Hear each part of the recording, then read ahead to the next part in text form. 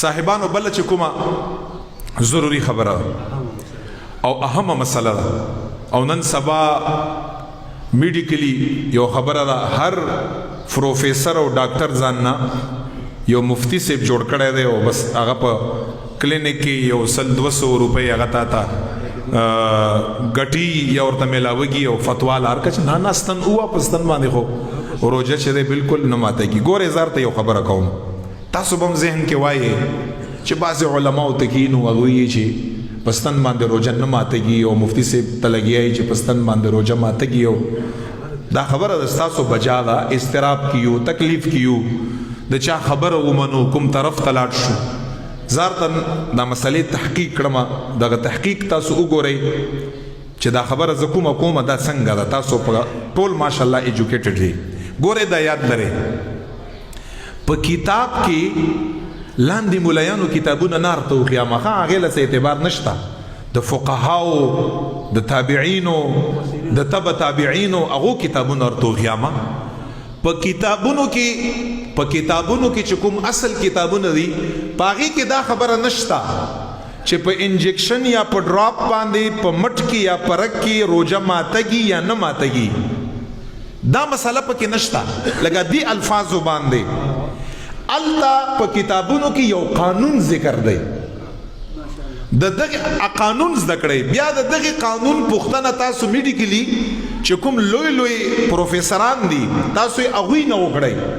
چې هغوی څه تحقیق څه شی دی مسله د انجیکشن یا د ډراپ په دې الفاظو باندې نشته په کتابونو کې قانون ذکر دی قانون څنګه ذکر دی ما دې خبرې ته غوږ شئ قانون داسې ذکر دی چې درې شیان دي د انسان په بدن کې یو ته ویل کېږي هاما کوپړی دماغ یو ته ویل کېږي جایفه خېټه دا ځای دی یو ته ویل کېږي مثانه دا درې ځایونه دي په انسان کې چې داسې ډول غوندې لري یو خېټه ده یو کوپړی ده یو مثانه ده مسله څنګه لیکل شوې ده مسله داسې خو څه وایم چې دا خلک یا ګوري کني ګوري ده مسله داسې لیکل شوې ده چې که چرته په ایوه روزه کې رمضان کریم کې د بهر نه د بدن د غدریو حصو ته چې کوپړی ده خېټه ده مثانه ده بهر نه بدن د غدریو حصو ته څه شی را داخل شو او د غدریو واړو ځایونو ته یا اثر ورسېده او اصلاح پیژنئ روغوالی د بدن اصلاح د بدنم ورسره راله روژه ماته ده مسله دا ده انجیکشن مونږ نه یادو چې انجیکشن باندې ماتهږي دا خو وروستو کیسه ده دا ستن وغیره دا خو وروستو ده مخکې زمانه کې خو دا کیسې نه وي مسله دا اصل چې دغه درې چې کوم ځایونه دي که بهر نه یو سیز بدن ته ور داخل شي او دغه دریو ځایونو کې یو ځای ته اثر ورسېده او اصلاح د بدن ور سره راغله صاحبانو دا یاد لره په دې باندې روژه ماته ده هیڅوک دغه قانون نه انکار نشي کړی زه حیران دي خبرې ته یم چې ولې یو عالم دین په منبر باندې دا مسله بیانوي چې په ډراپ باندې روژه نه ماتېږي تاسو نه ډاکټر پرېږده ډاکټر تاسو ماشاءالله ټول تعلیمي یافته یې ستا په معده کې درد دی ستا په مثانه کې زخم دی او ډراپ درته ولګي ډراپ ته وجه نه پم ستا واړه بول نه دی واړه بول دا دومره تیز شي چې ته به لس کرته باتروم لځې ولې ځې دا بهر ډراپ ټول تا مثانې ته رارسي دلته چې کوم دی ستا په سر باندې درد دی یا څه مسله ډراپ ولګو ستن ولګو انسان ټیک شي کنه مونږ زه تعجب دا دی حیرانتیا دا ده چې دا انسان په ستن باندې صحیح کیږي نه دا ډاکټر لځي ولې خبره دا ده چې ستا سر ته ستا خېټې ته ستا مثانې ته د انجیکشن اثر نه رسي ته ولې ځې بیا خو نه ده پکار که نه خو تا ته هم پته ده چې زما سر په انجیکشن باندې ټیکېږي زما معدې درد په انجیکشن باندې ټیکېږي تا ته پته نو ټیکېږي هسې ټیکېږي بیا خو دم درود هم ومنه چې اثر نه یې رسېدلی او ټیکېږي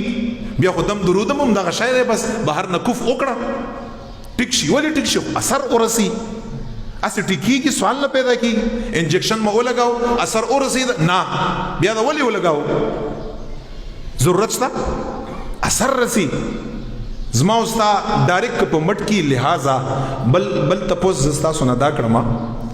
احتیاط په کومه مسله کې دی ما ہوتا یو د روزه قضا نشورا ګرځولای رب لا یزال رمضان کریم لکم پروتوکول ورکړی دی په قران کې نبی علیہ الصلوۃ والسلام مبارک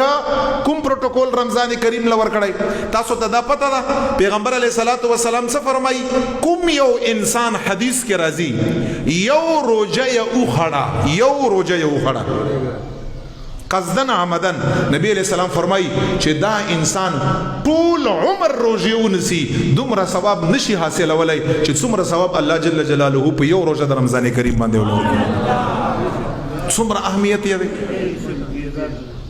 قضا یې راوګرځو یو احتیاطم پوندی کې دی احوت هم دا خبره ده لہذا تاسو نه لاړ شئ پروفیسورانو تاسو دې ته مو ګورئ دا پلانکای سی دی دا ډینګای سی دی نه علم ته ګورئ تاسو تحقیق ته ګورئ او یو حدیث موجود دی حدیث هم دی خو هغه ما ذکر ته بیان نه کړ چې دا خلک ورته سی وی چې ضعیف دی دوی خو بل یعنی جواب نشي کړای جواب څور ته وی دا ضعیف دی حالانکه حدیث هم دی او دا حدیث چې کوم دی هدايه یو کتاب دی څوک چې حنفي مذهب باندې دی اورال دنیا کې د هغه په مدارسو کې په 5 کال باندې دا کتاب پڑھاوږي ټولو مدارسو کې هدايه صلاح یو معتبر کتاب د فقه حنفیه باغی کې دا حدیث مبارک موجود دی نبی علیہ السلام حدیث دی الفطر مما دخل حضور مبارک سے فرمائی چې کوم یو انسان تا پر رمضان کې د بهر نه دننا یو شی داخل شي او باغی کې اصلاح د بدنی دا شی بیان درې اصلاح د بدن وی پکې نبی علیہ السلام فرمائی الفطر دغه انسان په دغه سیس باندې روزه ماته دا حدیث هم شته خو چلو دا حدیث دوی چې ضعیف دی او کمزور دی صاحب د هدايه هغه فقيه دی حدیث دا محدث کار دی حالانکه مونږ یو چې هر فقيه محدثي کېدای نشي چې فقيه وي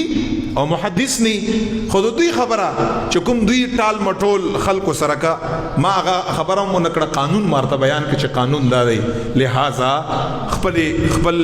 دا اهم عبادت د روزو دا ځان برباد